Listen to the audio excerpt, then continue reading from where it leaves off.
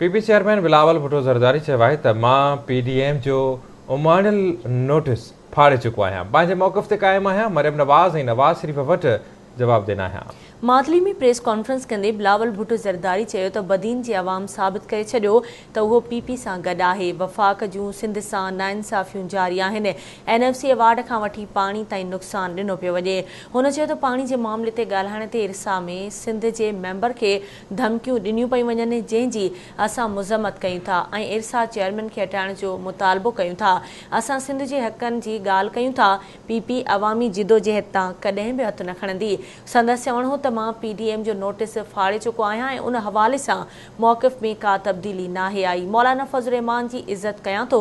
असां न मरियम ऐं नवाज़ शरीफ़ वटि जवाबदेह आहियूं ऐं न मियां साहब वटि। असां PP ऐं उन जे जियालनि खे जवाबदेह आहियूं ऐं जियालनि सां गॾिजी सियासत कंदासीं। PP चेयरमैन मौजिब शहबाज शरीफ़ नून लीग सदर ऐं मुख़ालिफ़ धुरगवान आहे। शहबाज शरीफ़ जेको चवंदो उन जे मौक़िफ़ खे नून लीग जी पॉलिसी समझंदासीं ऐं उन ते सियासत कंदासीं। पूरा सूबा के लिए हमारा इरिगेशन मिनिस्टर को कहा है कि हम पानी चोरी को बर्दाश्त नहीं करेंगे। जो भी हो, जहां भी हो, जिससे भी ताल्लुक रखे, सिंध हुकूमत पानी चोरी को बर्दाश्त नहीं करेंगे।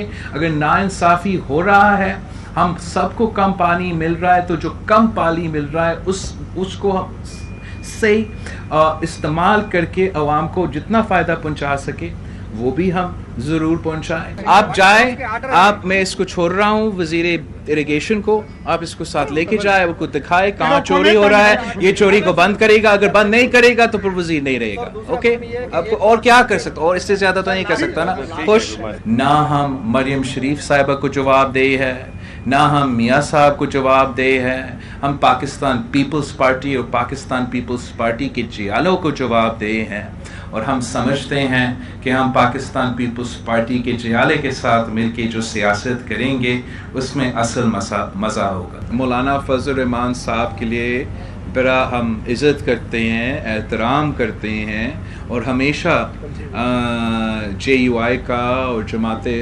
JUIF का पाकिस्तान पीपल्स पार्टी के साथ एक अच्छा ताल्लुक़ और राब्ता रहा है।